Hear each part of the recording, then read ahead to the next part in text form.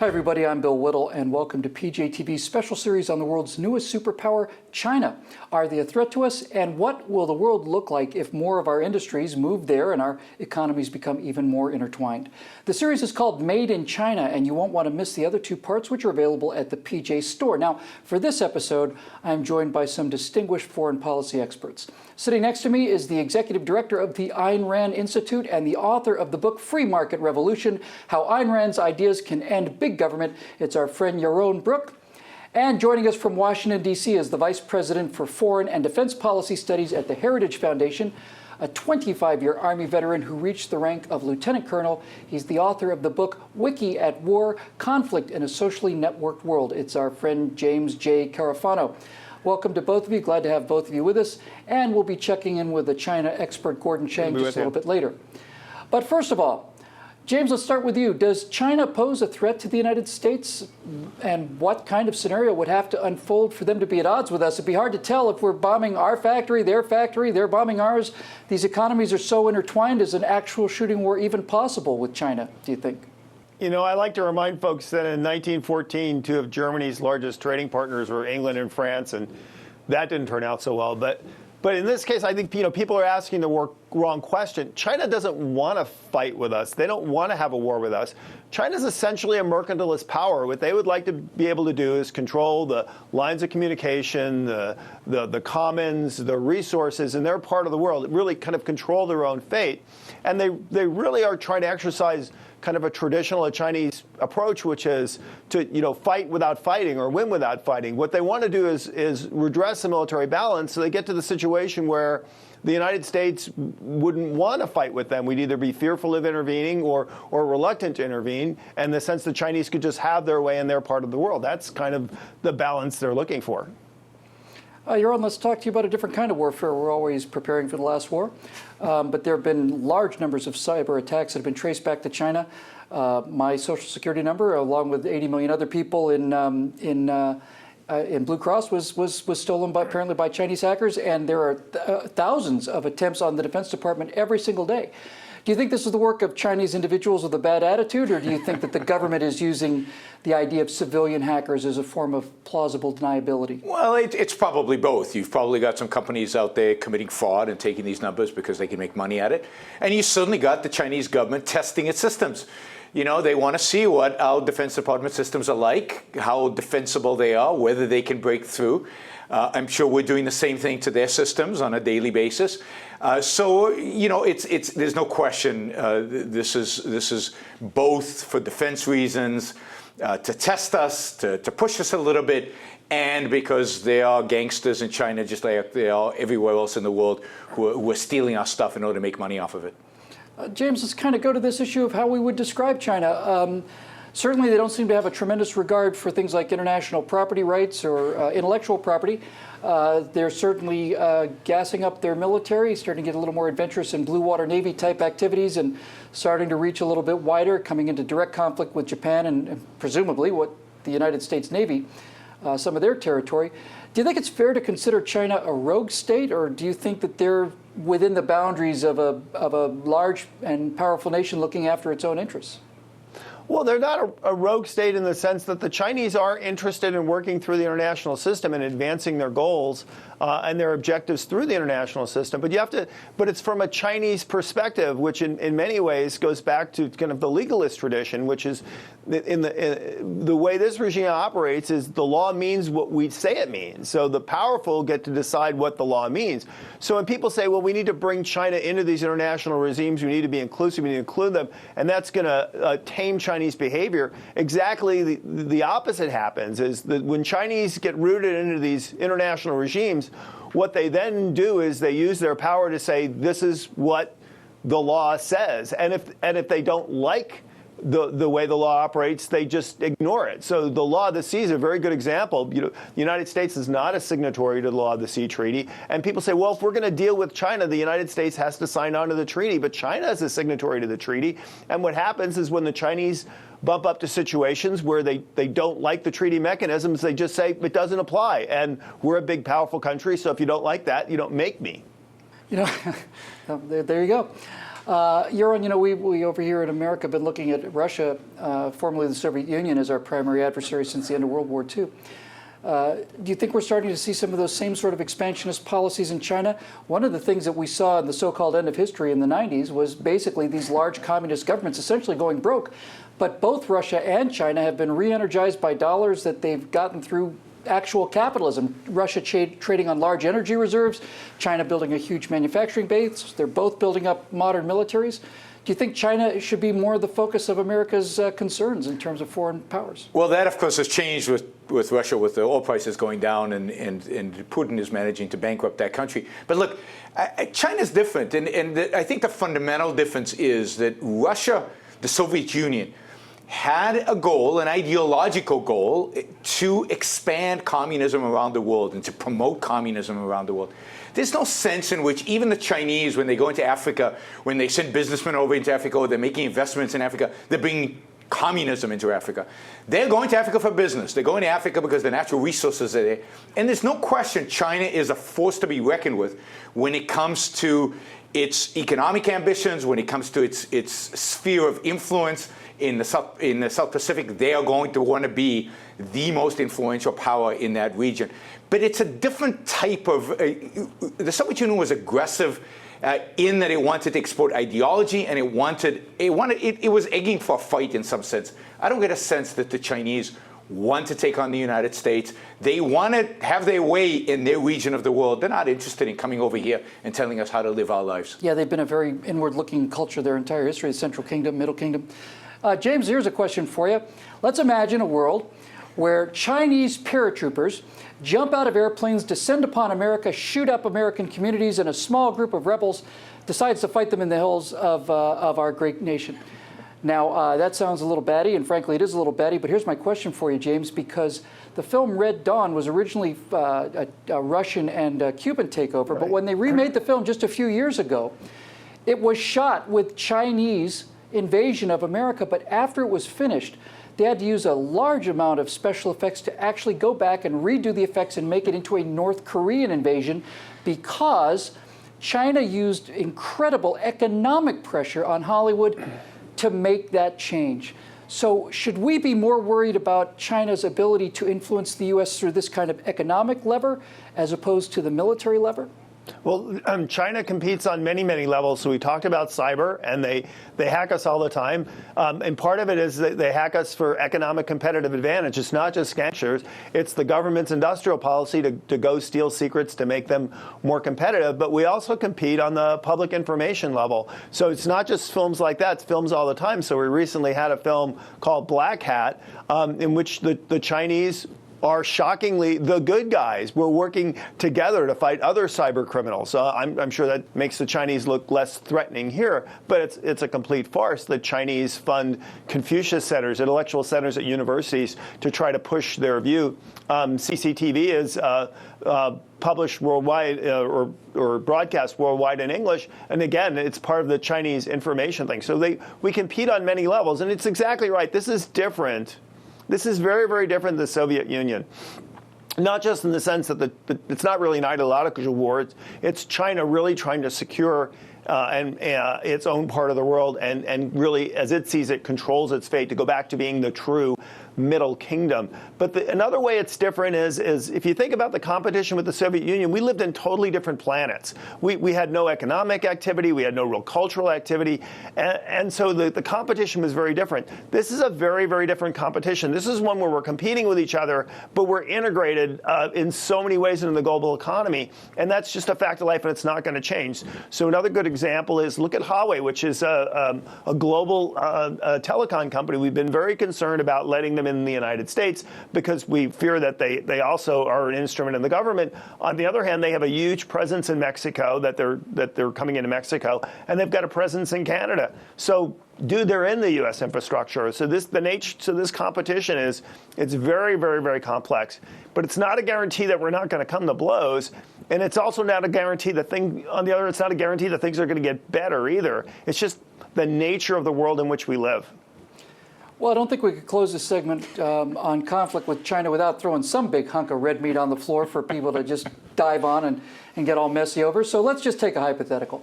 Let's say that China's debt problems and economic problems start to cause a serious decline in Chinese standard of living. People are asking for more autonomy, more freedom. The Chinese government decides, in order to suppress its own population, decides it's going to go ahead and pull the trigger on Taiwan and launch an invasion of Taiwan across the Straits of Taiwan in order to basically give the people something to rally around. Now, how do you think this stacks up? You're on the United States Navy in one corner, the People's Republic Army and the Chinese Navy. We hear all these talks about China's got a stealth fighter and China has an aircraft carrier. Well, they have a stealth fighter that has flown once the size of a bus. They have an aircraft carrier that's mostly used for photo opportunities. We have 11 carrier strike groups that are in routine operations, launching and recovering aircraft every single day. If it actually came down to a shooting war, do you think it would last very long? And do you have an opinion on who'd come out on top? And yet, I think we lose. Really? Because we've lost every war since World War II, because we can't fight, because we tie our soldiers' hands behind their backs, because we have no strategic vision when we go to war, because we don't know what we're fighting for, because we have presidents who are cowards, and we have military leadership that does not execute a real war. And we pretend that we're going to bring the Chinese democracy. We won't even call it Operation Defend America. We'll call it Operation Bring Democracy to China, and we'll mess it up and screw it up and destroy it. Now, what you're asking is, if we really fought, who would win? I don't think it would be close. I think the United States has better equipment, better technology, and better motivated soldiers. But I hope it doesn't come to that, because I fear for the U.S. Well, if I'm elected president, we're going to kick their butts, because I'm not messing around. James, same question to you, basically. A full-on shooting match with the United States and China. We've been spending hundreds, $400 billion for 60 years.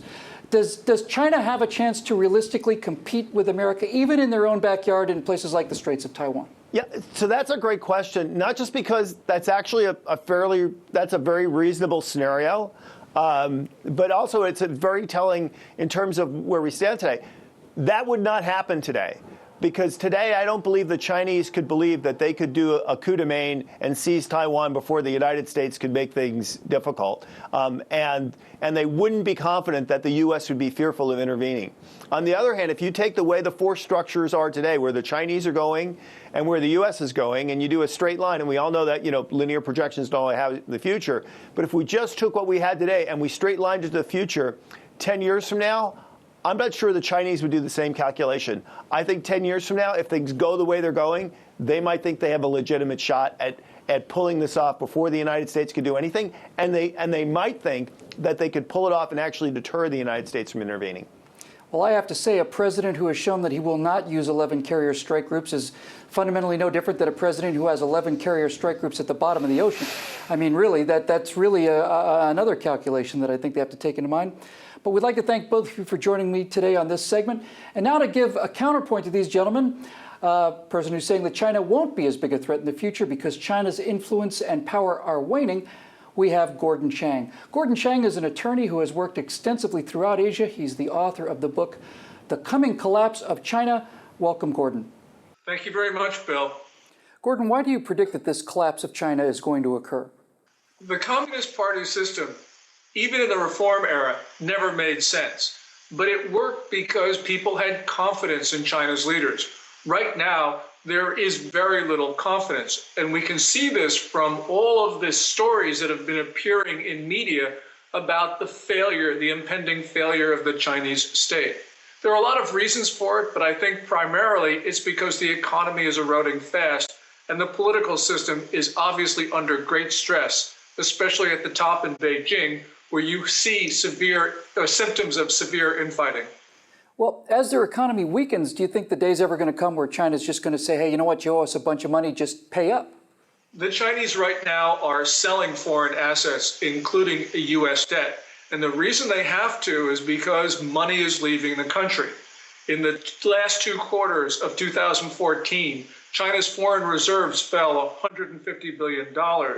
And we saw that last year, especially the last 9 months, there could have been as much as $450 billion of capital outflow.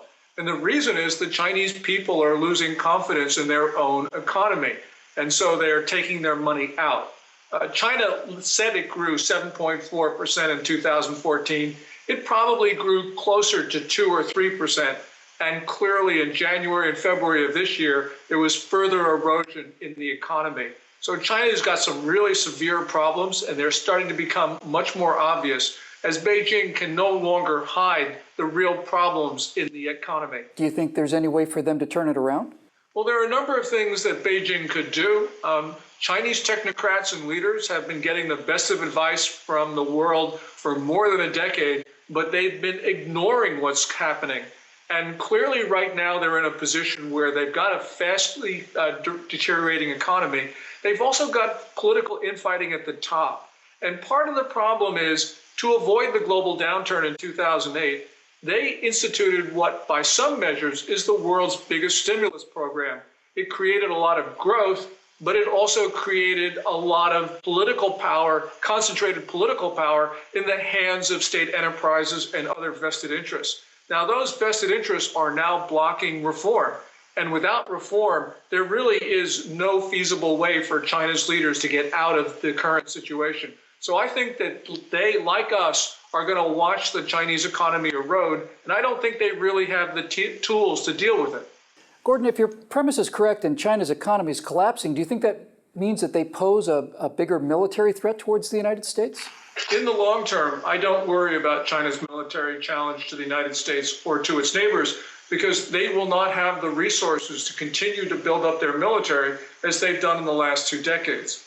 But in the short term, I'm very concerned. And the reason is, I think Chinese leaders are starting to see that they've got a closing window of opportunity to accomplish their goals, which means that I think that in the next year or two, they're going to become even more provocative. You know, we've seen since 2010 belligerent Chinese behavior, and I think that this could easily get worse. One of the problems is that the military is breaking free of civilian control in Beijing, and sometimes when it wants to, it's implementing its own policies. So this is an extremely dangerous situation from a number of different perspectives.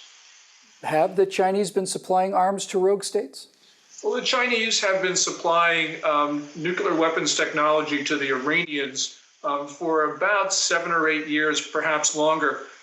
With regard to the North Koreans, it's even more serious in a sense, because North Korea now has a mobile missile launcher for its KN-08 missile, courtesy of the Chinese. You know, we're not really concerned about North Korea's long-range missiles as being used as a weapons at this point, because those missiles take weeks to transport, to assemble, to fuel, to test. You know, we can destroy them on the launch pad, but we are concerned about their mobile missiles because they can hide and shoot, and China has given them that capability. So yes, China has been helping the world's worst regimes, North Korea and Iran. Well, Gordon, they say we're always preparing to fight the last war. Do you think we should be more concerned about these ongoing threats from Chinese cyber attacks? Is that something that should scare us? China has the most fearsome cyber warriors on the planet, and make it even worse, North Korea's cyber warriors, more than half of them are actually based on Chinese soil.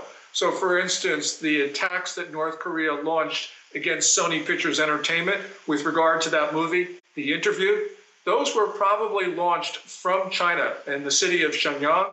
And we know that the Chinese were at least complicit in those because those attacks passed through China's Great Firewall, which is the most sophisticated set of internet controls in the world today. And all of that data that the North Koreans exfiltrated from Sony, more than 100 terabytes of data, that went through China's firewall as well. So China obviously knew what was going on with all of this data going in and out of China.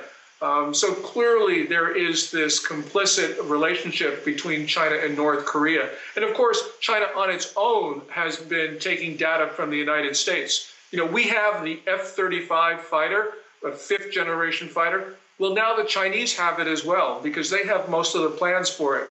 And I suspect that they know about most of our weapon systems. They attack not only defense contractors in the Pentagon, but they also attack the institutions of our free society, the press, foundations, NGOs, charities, activists, you name it.